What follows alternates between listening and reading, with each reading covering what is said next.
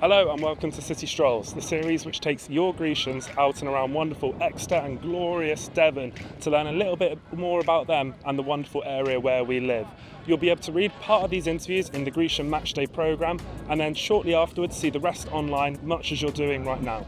Today we've travelled into the city centre to meet Ed Francis, so without much further ado, let's get to it.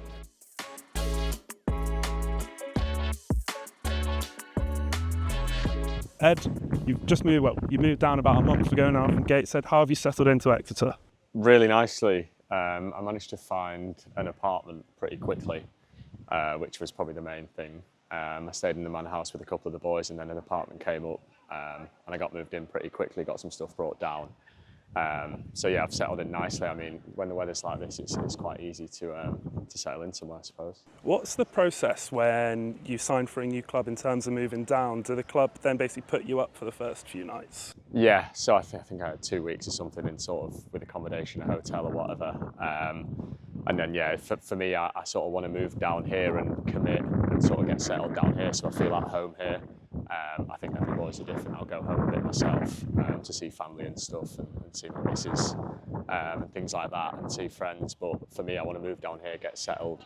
So the club helped with the first few weeks and try and help as much as they can. And Exeter, to be fair, have been really good with that sort of thing and helped me settle in nicely. Have you been able to explore much of the local area so far? A little bit, yeah. I've actually been round here. Me and the missus came and got a fish and chips one Saturday evening after a game. I think after the Rotherham game, we got a fish and chips to celebrate. Which was nice, and then came and sat around here, which is obviously a lovely little area with the cathedral and things. So there's a bit going on, which is nice for me to sort of have things to do outside of football as well. I think I thought last year that this would be the last time that I'll be sort of travelling everywhere, but I think I've just got a little bit further away from everything. But I am used to it, like sort of long coach journeys and that on a Friday. It's tough, but you get used to it, and when you've got a good group of lads like I had last year at Gateshead and also have this year, with the boys at Exeter, like it sort of helps with the coach journeys. You have a good time and you end up sort of enjoying these nights away and things like that.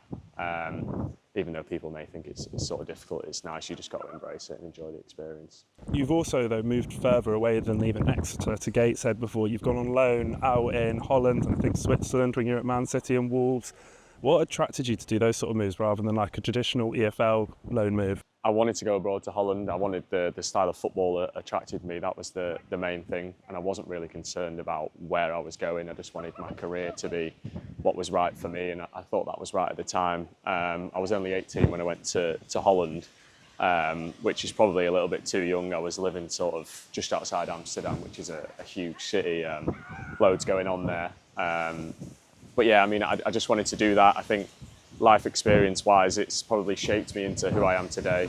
And I think it's helped me massively, even though at the time I probably struggled to cope with being away from home and things like that, which was difficult. But nowadays I'm sort of used to it and I've moved around. I think some boys, maybe it holds them back because they don't want to move on and move away from what they're used to. But for me, I'm sort of used to that and I don't mind the challenge. What was the differences in fan culture out there? Because I know it's obviously quite intense. You've got ultra groups out in Europe. Did you experience any of that? Well, I think the first game we had a pre-season friendly. This was when I was in Holland at Almere, and just before kick-off, it was like we were playing a team from a few leagues below, and there was like 20 red flares that got set off, and you couldn't see a thing. Like the whole pitch was covered, and I was a bit like, wow, like this is serious. But I mean, even here, like the atmosphere has been unbelievable. The first thing I noticed when we played Rotherham was how good the atmosphere was. Like that was all I was telling anyone about. So like I think that the fans are just as passionate sort of in Europe and in the UK. Do you think you ever go back abroad again and play? I think it's something that I'd like to do, yeah. Just from a life perspective, just to sort of see different cultures and do different things, I think is something that interests me. Obviously not in the immediate future, maybe towards the end of my career, that'll be something that I look at doing. We touched on it slightly there. You were at Man City, I think from the age of 6 to about 20, and you were there during a period of really like intense change for the club. Did you see much of it while you were there playing in the academy? Was it tangible almost for you? 100%. The biggest change was when we probably changed training grounds and they built the new CFA. I think I was 13, 14 at the time. And we went from Flat Lane, which was by no means bad, but it was compared to the CFA, it was like they'd put a huge spaceship and just plonked it right next to the ground, and everything was just like top of the range. as a young sort of player, young pro, like you couldn't really ask for much more. Obviously, when the money started coming in, it probably hindered a few of the boys because they were bringing so many players in from abroad and stuff like that. And that sort of started with like even the Robinho era was like I think I was maybe 11, 12 when they started. Mancini was there and Pellegrini. They started bringing serious players in. But as a youngster, it was sort of unbelievable to be around that sort of time and that sort of change. And sort of see the club progress to like what it is now, which is just an amazing club. Who was the most talented player do you reckon you played with during that time? Somebody asked me that the other day. I'd probably say Phil. It's out of Phil and Sancho. They were my age group. Don't get me wrong. There was like the whole age group was sort of really talented, and I think a lot of the boys have gone on to already do some really good things. But I'm going to have to go with Phil. I think we started playing together at like you say 5, 6, and I sort of seen him progress all the way through the age groups, and he just had that sort of that magic spark, that magic touch, I would say. Now, your first experience of the EFL came with Harrogate, and that was a loan move during the COVID season, playing in empty stadiums. I think you actually made your debut at St James Park, but we won't talk about the result in that game. No, we won't. How weird was it almost to move to a club and then not play in front of any supporters week on week, or did you find it somewhat natural coming from like an academy-ish into Yeah, that? it was probably closer to like what 23s football is. With like we played in a lot of grounds, but there just wasn't fans. So maybe that helped a little bit. I think when we played Exeter, there was a few thousand in, and they were letting sort of partial crowds in and stuff like that. But going to Harrogate was like a bit of a baptism of fire into men's football, into League Two, and we sort of played like a 4-4-2 formation. So it was a bit like sort of old-fashioned football. But I think that again, that's helped me massively because that's probably the side of the game which I've never had, and I think I needed. I think I need that sort of harsh experience, playing against men, getting beaten up every week, feeling like you've been in a car crash the next morning on a Sunday. Like that sort of feeling is what it's like, and it's people like us now who are fighting for 3 points to sort of pay the mortgage off and things like that. It is as serious as that, and even though I was young at the time, like, I think it was a great experience for me. It was there as well that I think you moved from a defensive to midfield position. How did that come about? It's sort of something that I've always felt was right. I've always well, when I was younger, I played as like maybe a left centre half and in a back three sometimes, but I was never going to be like the tallest, biggest, physical. And I think nowadays that's what everybody needs. If you look at the boys we've got at the back, they're all monsters. And I always felt that I wanted to play a little bit further forward. I think I had always felt like I had a bit of a more creative than maybe the defenders, and it was something that I pushed for. And when Harrogate, the option came up, it was as a midfielder, and that was sort of the opportunity where I thought, yeah, this is me, and this is where I sort of see myself for the next sort of rest of my career. Is that where you started wearing your shin pads quite low down your shins? Do you know? No, that was probably last year when I first started doing that, and it's a bit of like a trademark thing now. It's like a superstitious thing that I've sort of got to do, and I think it helps my dad and granddad recognise me from the stands as well, because their eyesight's not the best. So yeah, that's just a trademark thing now. So then after Harrogate, you moved on to Notts County, where you were part of the promotion season at the start, but then went on loan to Gateshead.